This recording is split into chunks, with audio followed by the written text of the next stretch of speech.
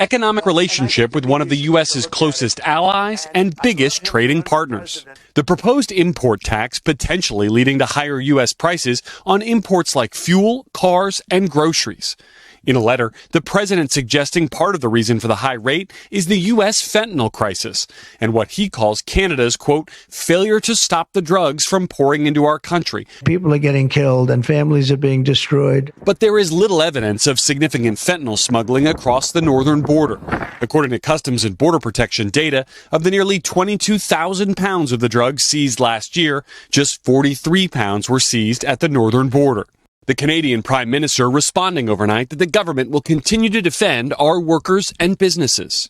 The president telling NBC News' Kristen Welker in an exclusive phone interview he also plans to set blanket tariffs of 15% to 20% on most nations, calling the tariffs so far, quote, very well received. But the levies could still cause prices to spike this fall on everyday purchases.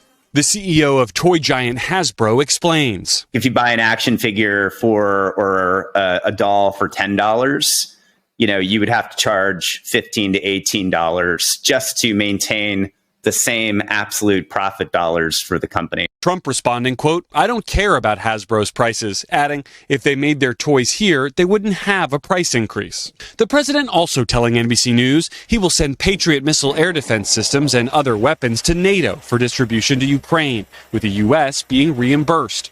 And that he plans to make a, quote, major statement on Russia on Monday, just days after expressing his frustration with that country's president, Vladimir Putin. We get a lot of bullshit thrown at us by Putin, for you want to know the truth. He's very nice all the time, but it turns out to be meaningless. And we're now 2 days out from the anniversary of the assassination attempt against former President Trump at Butler, Pennsylvania. That's Sunday. The president has no plans to travel there, but in a new Fox interview, he's addressing the shooting, saying, quote, mistakes were made and that the shooting shouldn't have happened. He also called out the lack of communication between Secret Service and local police on that day. Those, along with technological and human failures, lay at the root of what went wrong that day, the Secret Service has said.